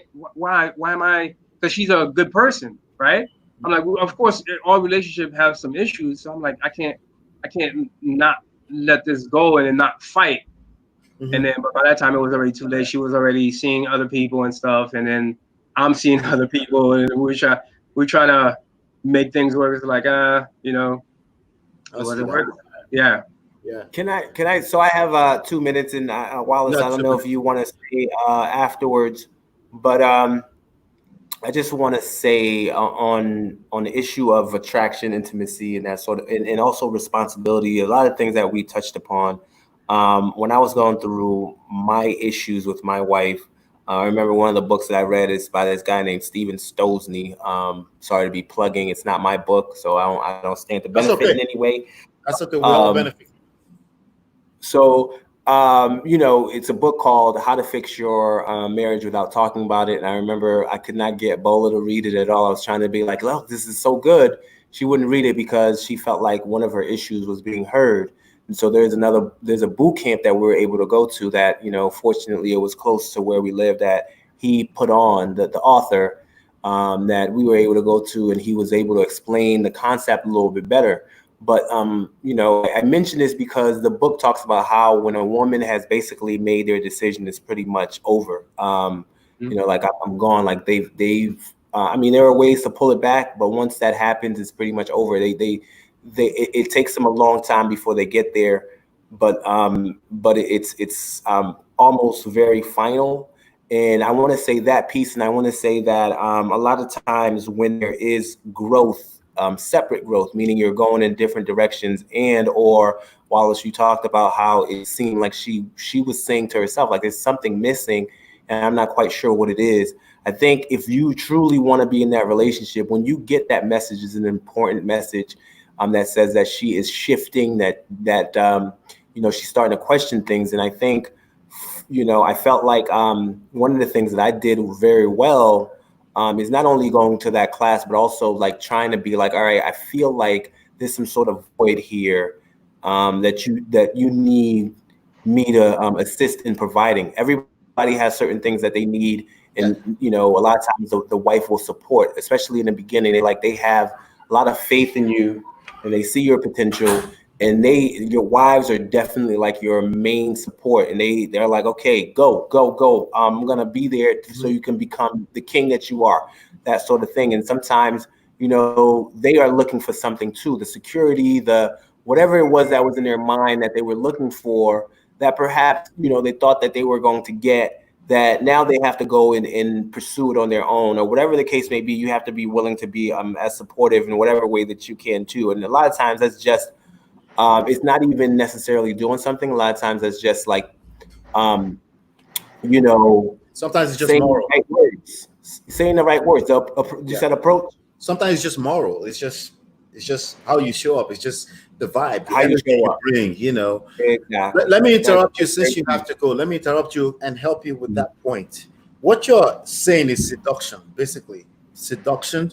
That's the number one thing. You can't seduce a person if you don't find out what their need is, right? It's something that they desire, something they're missing, something that a gap you can fill. So if you read books on seduction, it's not just about. So one of the things I did, because I went through the crisis too. As a matter of fact, she filed the divorce. We had to go pull the divorce paper out from the county. One of the things I did is I detached myself from ideologies. I detached myself from institutionalized ideologies. Number one of them being marriage, right? The second one is divorce, the D word, right? Or anything that's in my head that just society has put there, or how things are supposed to be. I detached myself from that. And I went back to as if I was chasing this girl again. Now, it depends on what you want. You know, for me, it's basically what I wanted without making it something that will hold me from living my life. Okay. So as far as seeing other people, I did. But that didn't stop me from going after what I needed, because again, what I need at different times of that spectrum were different. Sometimes I feel like, yeah, to hell with that. I don't want that. Sometimes, so what I came to is I made a conscious decision to say, you know what? That's the mother of my two kids, right? And I made it a point that whoever is going to be with her, we have to just die of jealousy. That's just what that's going to be. That doesn't mean I have to sleep with her, but in the way I show up, in the relationship that we inevitably will have to have anyway, regardless, because she's the mother of my kids. And that's all it took. So I stopped begging. If I did any of that, I stopped having too much like talking. I stopped, this is what I want. No, it doesn't matter what I want. As a matter of fact, what I want at any point in time, I go get it. If I couldn't get it because there's a human being like her, right, and she's not willing to give, I respect myself. Remember, respect yourself has to be part of that equation, right? And I just kind of leave it alone, right? And that was all she needed to feel heard again, to feel like, oh, because a lot of time I'm just kind of like in her face, trying to talk her. This is what it's supposed to look like. Anything like, even if we're talking, and I got into a place where I allow her to do all the talking she wanted to do, and then and she just have a good time, and that was all she needed. That was all she needed. And even if that means it never worked that way, I also have to be okay if it never go that direction. Already now I have to feel like that right now, that if it doesn't go that direction. But I'm telling you, human beings are human beings. We all want something. Mm-hmm. And if you just be the person to fill that gap, you can get anybody you want to do what you want, because we all get complacent and get into a space where we get sucked into energy, So I just wanted to add on that, and just self. It really starts with self. You gotta be okay. You gotta make sure you're good yourself, and everything else. And without holding somebody else hostage, that they have to be good in your way for you to be good. Yeah, I agree. Seduction is the key right there. Okay, gentlemen, I have to run. Alrighty. No, before you run, Mark, do you want to do this again? Sometimes I'm gonna leave it in your hands. Okay, yeah, definitely. Let's chat and kind of come up with a structure on what we want to talk about, so that we can make sure we hit on, some topics that are good that people want to talk about. Were you coming up with the questions, or were people asking them? Oh, I came up with one, and all the other questions came from what they said. Okay, all right. Well, that's good. I guess we're answering questions too, so that could work as well. Especially if we can get a nice little response, and then we get some questions afterwards. We can definitely come back and do it again. Yes. Wait, you said the questions were coming from who? So I gotta run. I had. No, you could stay with me, Wallace. Okay. Yeah, the questions. I asked one question, and then the other question that I asked came from what you guys said, basically. Okay. I had questions after you said something, so that's how it was. Yeah, but next time I want to make it a little bit more interactive. If possible, people already bring their own questions. Make it a little bit more provoking, because these issues, when they happen in real life, there's anger, there's all kind of stuff that happens. So we want to talk all of that, Or maybe at one point include the spouses, I guess. I don't know if you want. Oh, yeah, we already do. We had 2 conversations with Mark and Bola already. This is the okay, nice. Man, Okay. Yeah, we come right here every Friday, 5 p.m. and just talk about marriage, my wife and I. So sometimes sometimes it's just us. And you said you divorced her and then you married her again? She divorced me. And she filed the paper like 2 weeks before we got back together, before she suddenly realized that that's not what she wanted. So I always tell people, like just detach yourself from the terminology divorce. It doesn't matter. Like the examples that I had that helped me, got myself together, and actually came up with all the material that we teach, actually helped me detach myself from the word divorce. So I'm of the opinion that you could divorce me for the past 5 years. If I want you, I'll still get you back. That's just how I live my life now. So even when it comes down to things like, if you already left, they already made up their mind. In my opinion, I'm the king. Like, no, you don't get to make up your mind. You may think you made up your mind, but I understand seduction. I can seduce because I'm a student of that. Especially, you have history with me. You have all these memories with me. I don't want you to go anywhere. You don't have to go anywhere. So when you said seduction, are you part of the community? Or is it books that you read? Just books. You can start with Heart of Seduction. The first book I read was the 48 Laws of Power by Robert Greene. And then he has another book called The Heart of Seduction. The 48 Laws of Power is actually seduction too, but more broader, right? Yeah. I listened to that one. Yeah. That one is broad, yeah. But the other book that I really followed that really helped me because again, a lot of stuff we know, a lot of stuff that we didn't really know how to apply. The guy that really helped me was a guy called Coach Cory Booker. He's on YouTube, Cory Booker. Cory Booker. Yeah. Okay. So he's vicious and he will curse you out for not knowing how to say the right thing and all those kind of stuff. But and it's not married. So it's not a situation where you go there and say, if you're not married, you can't help me. It wasn't about that. It's about relationships in life and getting what you want, getting the career you want, getting the girl you want, getting them to do what you want them to do without telling them. It's not about your words. It's about making them. It's about being the spirit. It's about entering their soul. It's about penetrating a woman. You can't penetrate a woman if she doesn't feel heard. Feeling heard means you take the time to listen, to find out the gap that's missing for her, and you do everything according to your own rules to fill that gap. So it's when you become anal about the societal rules of these things that you now say, she's supposed to do this. She's supposed to respect me. She's supposed to submit. I don't care if she submit or respect or any of those things. Those are all terminologies that we all kind of like got lost in because we're raised that way and things like that. It's about what do you want? It's about you're dealing with another human being. There's something she's missing. If you feel that gap, meaning you go there to give. You don't even care about what you're about to take or what you're about to receive. You just go there to give. But you know that the way the principle works is that she will find the need to give back to you. That's just how humans are, right? So as leaders in that relationship, we lead the direction that we want things to go. And that needs a lot of patience. So if you have hurt her in the past, or it doesn't matter if you hurt her or not, all she needs, all that matters is that she feels hurt. Yeah, she definitely feels hurt. Neglect is what I call it. She feels hurt or feel neglect. It doesn't matter if you really hurt her or neglect her. Don't worry about that. You're a king. You don't need her to approve that you didn't hurt her. You don't need the approval. You just need to be a king, right? So you being the king is like, oh, she feel hurt? That's the gap that I need to fill.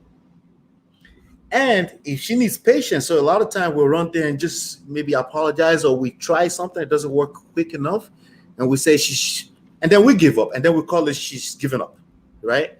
Like this could take a lifetime. You're a king. It doesn't matter when a king goes on the mission. It's a mission. It doesn't matter how long it takes. We stay there until we die there, You know, that's a mission, right? So in other words, you can't hold yourself hostage sexually. You cannot be a person with a blue ball and think you're going to make this happen, because your frustration will speak out, and then you're going to show up as an unattractive person. So you can't afford to do that either. If you have blue balls, you can afford to have blue balls, because your sexual frustration, you take it out on her, and that's unattractive. But in terms of mental, like, women actually don't care about they care because it's a symptom, because they're embarrassed. If you cheat on them, they actually almost don't care about that. Not that you should be cheating on people, but they don't care really. What they care about is more about the embarrassment. You embarrass them. They feel less. What is it that you want in somebody else that they don't have? That's really the issues, not the physical aspect of it. If you understand all of those things, you will still be human, meaning you have times that you catch feelings. You have times that you don't get it right, but the awareness enough is all you need to be a man that any lady will want. You see what I'm saying? You said when it's enough? The awareness, just the awareness of this concept is all you need to be on the other side of the spectrum, where a woman finds you attractive regardless. It doesn't matter. Especially if she has history with you. Like you said, she sits down on the table with you, she's crying. That feeling is there. That is there. I know it's there. She did say that I still love you, but I'm not in love with you. Yeah, now she's talking about now. That's in love with you is momentary stuff. I love you is lifetime. That's the part you don't want her to miss. If she finds herself in a place where she can't even say I love you, then you can say, oh, she really hates your gut, and then you should respect yourself and bow out, right? But she said, when people say I'm not in love with you, it's like, oh, great. Now there's work for me to do. It's a chase. Awesome. That's how you should feel as a king. But what people do in that scenario is that they have history together, they catch feelings too, and they feel less, and then that shows up in their behavior. They get defensive, because that's kind of like an attack on a normal person. That's an attack. You're not in love with me? You got a child with me. What do you mean? Right? That's the natural knee-jerk response. But as a king, you don't follow knee-jerk reactions. You have it still, but you stay calm, because you don't need to respond to people right there and there. You take the time to process what just happened. And then if you take the time long enough, you realize that that's just a momentary thing. If a woman tells you, I'm not in love with you, that's just how she feels now. That means she's open. That means she wants to be in love, but she's just not. So I think at this point, then it might be time at this point. I don't know. Yeah, just be yourself and just say, like, you know what? She's not in love. Like, I understand. That's all you need to say. I don't understand. We have a long way. I understand where you are. But, let me know if you change your mind. That's all you ever have to say to a lady. That's it. Because that's what you would say if you didn't have a daughter with her. If you didn't have all this history, that's what you would say, right? And that's why you were charming back then. And that's what you need to say right now to be that charming. If she knows exactly what you're about to say, which is what happens when people argue so much, if she can predict you, that's directly lower attraction. That's directly equivalent to lower attraction. But if she gets to wonder what's going on with you, that's directly increasing attraction. And you just want that to increase up to a point where don't bring up marriage. She checked out the marriage. She needs to bring it up again. Okay. That doesn't mean you don't get to sleep with her if you want to, if that's what you want. That's why this kind of platform may not even fit Christians. They're like, what is he talking about? I'm telling you, if you want to sleep with her, you sleep with her until you want to. But all those ideologies, the marriage, the divorce, all those terminologies that becomes like a big thing in us, get rid of them. You're a king. You don't have to be married, and you get to marry as many as you want if you want to. You just chose that you want to be monogamous. You chose that, and that's okay. Yes, exactly. Yeah, that's a beautiful thing. But the terminology is just a terminology. A woman sleeps with who she wants to sleep with. It's that simple. Who she's attracted to. She will break all the rules in the world, including sleep with another man's wife, including sleep with somebody else outside of marriage if she doesn't feel wanted, if she doesn't feel heard. She will break all the rules because they will find herself in a place where they will say, what the heck? That didn't help me anyway. Obeying all the rules didn't help me. And we all do that. It's not just women. Yeah. What we need to do to survive.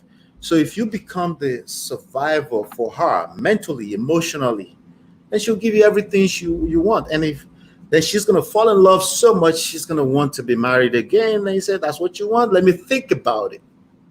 You're not just going to give it to her, right? You're not just going to act all desperate. Like, no, you're not going to do that because that's not what you would do if you were just getting to know her. To know her. That's true. That is true. Yeah. I got to remember some of these concepts because it's been so long that we've been together. We were together since 2002, so 17 years. Wow, that's a wow. She doesn't want to let go of that. There's a lot of memory. So you don't want to have conversations. You want to give her space because we look into the past with rose-colored glass lenses. That's how we look at the past. Unless you're in her face, trying to remind her. If you're trying to remind her, it will work against you. She needs to be remembering those things by herself. Those memories don't go anywhere. She will be crying at night. I promise you. There will be times that she will cry. She will wonder. Like whoever is with her right now, excuse my French, that person's effed. Because that person will now be able to compete with all those memories. Yeah. Okay, I see what you're saying. That person got with a woman that's not available. That's so not you're saying I should move out the house then? Because I've been there since No, don't do that. There are some things that's your responsibility as a man, like taking care of your daughter. Some people misconstrue that, and they tell like, "Oh, let me stay out." No, I don't have to see my daughter. No, you have to see anything that's. No. I'm still gonna see her because I was thinking of moving like 5 minutes away, where we already worked out the agreement to where I would spend the time that I'll be coming over and picking her up and stuff. But I was thinking, based on what you said, give her time. Maybe is that what she wants? That you move up? Well, we had talked about it initially, yes, before COVID. But after COVID, it's like she can't rent it out. So she's like, okay, I still need your help financially and stuff. So I'm like, all right, if I move out, she's gonna want some more help financially. That's a good point. So if she needs something, you want to fill that gap. She doesn't mind. That's the 48 laws of power. Yes. Yeah. Absolutely. So that's why I said it's not about marriage. It's not about separation. Forget all those terminologies. Anything you've ever learned from your conventional anywhere, forget. Just stick with what you learned in 48 Laws of Power and the Heart of Seduction. Pick that up, right? Stick with it, right? Okay. Marriage does not matter to a woman, not even to us. The terminology or whatever the conventional concept arrangement is supposed to be, it really doesn't matter to them. It's how they feel today that matters. That's why I asked that question earlier. What makes people stay together forever? By respecting today. I don't care about forever, and I don't care about yesterday either. It's about now, today, just one at a time, one day at a time. Make sure she's happy. Make sure I'm happy, right? I find happiness in giving to her. We all find happiness in giving. It's a basic human needs. Contribution. That's from Tony Robbins, right? So if that's a way you can contribute to that. But you got to have a lot of self-control in that process. So if whatever she wants, or she thinks she wants, you fill that gap. Okay. If 2 months ago she had come up with the idea that you should move, and now she's like, so whatever you want, babe, you say babe very lightly, not in a way to manipulate her into wanting you again. You say that because she's the mother of your kid and she is a babe. And that's why I said jealousy is going to kill whoever gets with her, because she's not going to get what you're going to give her without taking back, without taking sex from her, without taking any of these things. What you're going to give her, she's never going to get it from somewhere else, because you have rised up to a place of that's not a normal man. You're not a normal man, essentially. You're a king. And you're okay with your side concubines and all these people, even staying in the house. I'm just giving you ideas in your head, right? You're okay with that. And you can stay in the house and you don't need to move to feel like a man. You understand what I'm saying? The idea of separation is necessary when there's abuse of any type, right? If you feel abused, you cannot feel 100%. That will mess with your manhood of feeling like a king. So if that's going to mess with it, then sure. But if that's not the case, if this is just giving her what she wants, regardless if she get back with you or not, you should give her what she wants because of your baby. And that's your best chance of getting that marriage back. It's not 100%, but that's your best chance. And then everything else, like the titles, right? Is she a girlfriend now? Is she a wife now? Are we gonna go get married now? She checked out. She should bring. It must be our idea. The titles are real. People feel secured in them. So I'm not saying you should completely disrespect them. I'm saying they're not a requirement for you to feel like a king. You see what I'm saying? Correct. But it's better when it's their idea. Okay? When it's okay, what do you think? So what are we doing? If she starts saying, what are we doing? You start shopping for a ring again. You have to woo her all over again. You propose like you're meeting up for the first time all over again. Even you will feel good inside yourself, right? She gets surprised all over again. The second marriages to the same person that you were married to are the best marriage. I'm 2 years in. Is that right? Yeah, I'm 2 years in, and before that was 10 years. Before what? Before that was 10 years. We're going to be 12 years together, married, this coming August. Got you. But we're 2 years in the new marriage, meaning we went out to the courthouse and we have to fill out paperwork to say she doesn't want divorce anymore. Wait, was that immediately after she said she wanted divorce? Then you guys went back? No, she filed it like weeks before that. Okay. And somehow she got into a place where she just said, let's just So go. you didn't actually divorce then? No, she filed the papers. We didn't divorce. We didn't go through. Okay, got you. She filed. The first paper you filed with the county house. She did. Yeah. So we had to go fill out paperwork to pull that out from the system. Okay. Yeah. She filed this lawsuit. She filed the lawsuit essentially, the divorce lawsuit. Okay. Yeah. So for me at that point, I was okay with it. The only thing is like if she could be divorced for 5 years, she was just never gonna have peace over wherever she goes. And that's because I've heard enough stories of people getting back together even after. And it didn't matter to me. It didn't matter to me. I already have 2 babies, 2 beautiful boys with her. She's gonna be good regardless. I'll make sure she's good regardless. Yeah. Say that to a woman. That I want to make sure you're good regardless, right? Don't beg. Don't bring up the marriage idea. If she's not having sex with you, don't bring it up. She needs to bring it up because she's the one that checked it out. So she needs to bring those things up. If she says, I think I want you to move out, then as a man, you have to prove that, yes, I'm self-sustainable. I can move out. If she's saying don't move, like just let's figure this out. That's your opportunity to showcase the new man. You're not needy because neediness is unattractive. And you have to show that in your behaviors, not in words.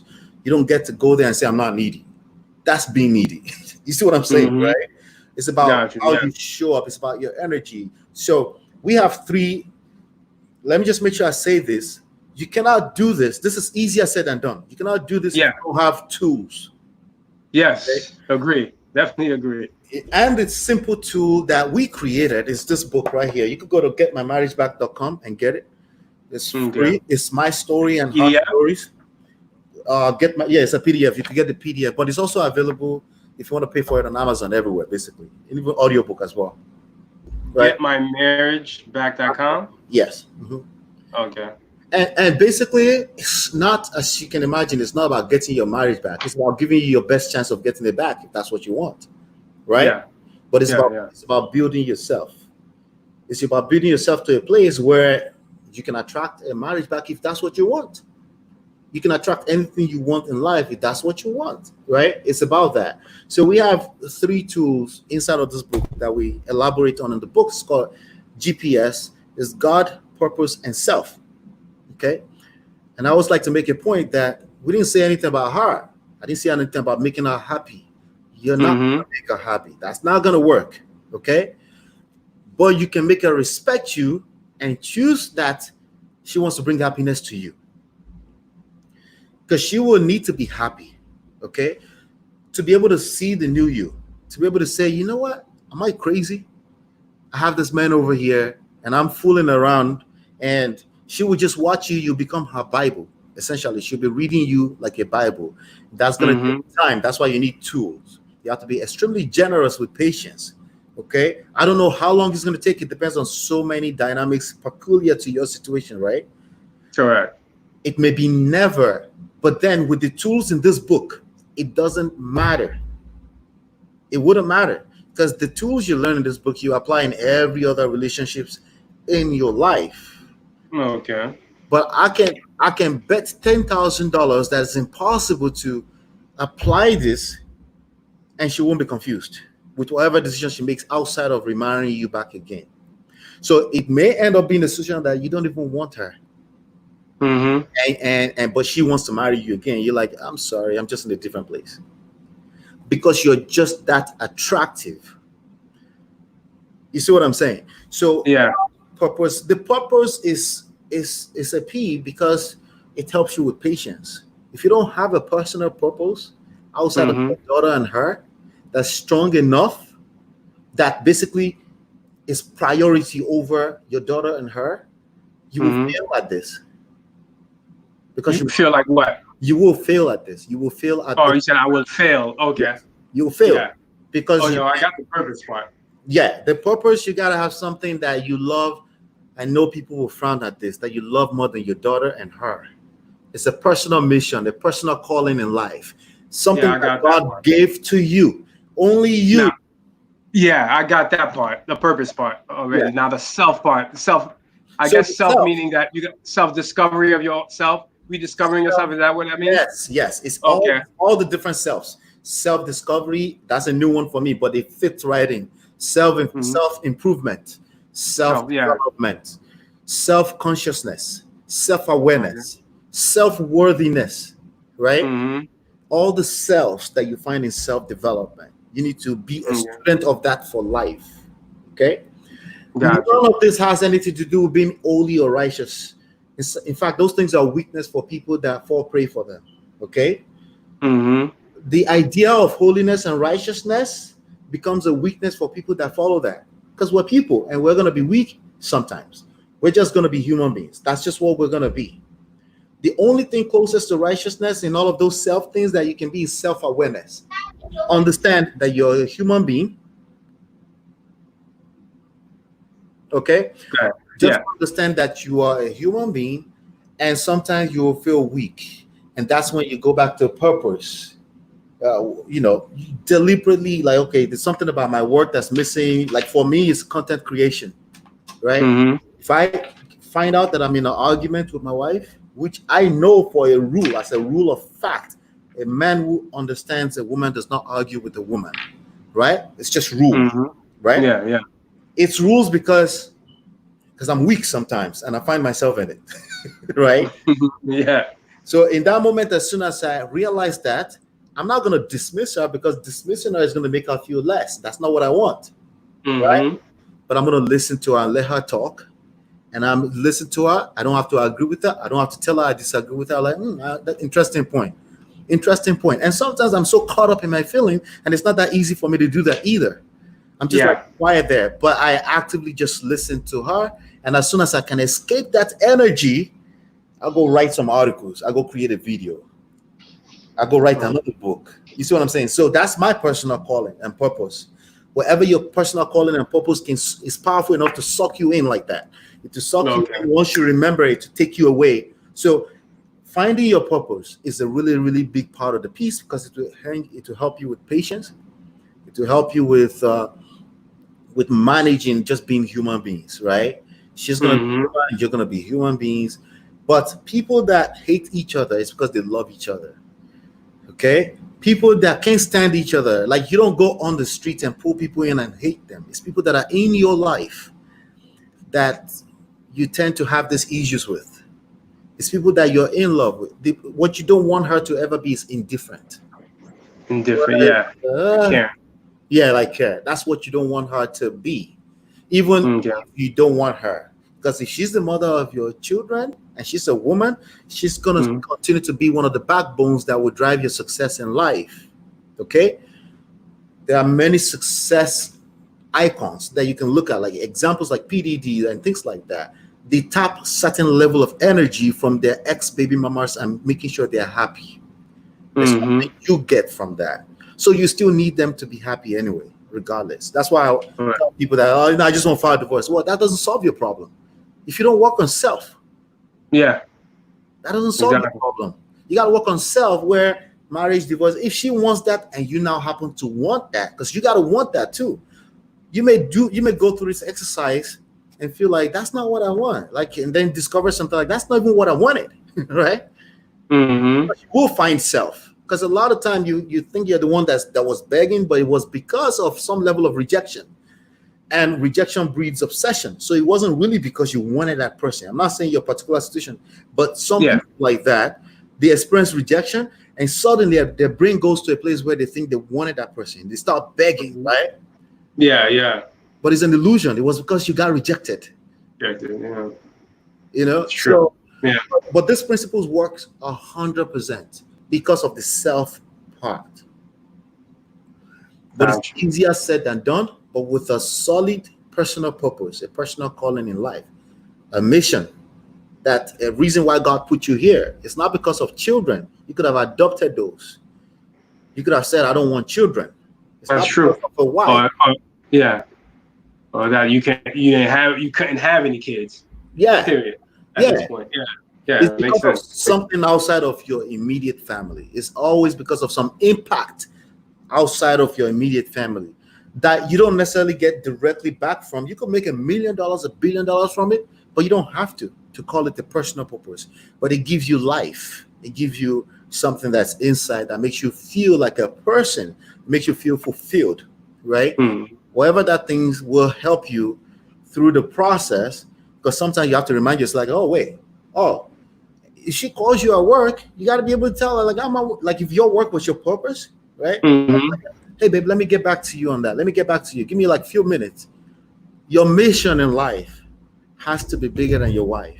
This is one of the reasons for some people's marriage demise, because that marriage was bigger than their personal mission. How do you have time to argue with a woman? It's because your mission is not big enough. You have time. That's too much time in your hands. Yeah, agree. I definitely agree. Too much. Yeah, I'll check out the getmymarriageback.com and use the tools in there, because I think we are along the same line. And stuff, absolutely. as far as like our mindset in that regard. So I'll definitely check it out. Absolutely. But, I gotta take off. Yeah, absolutely. I'm like, we actually have like a little. I gotta do some barbecue back here in a minute too. So thank you so much for coming on. I'll talk to Mac. Hopefully we'll do it again. But it's so deep. We got to keep going with the conversation. Agree. I'll be there next time. All right, later. Bye. Yeah. Nice meeting you. Same here. All right.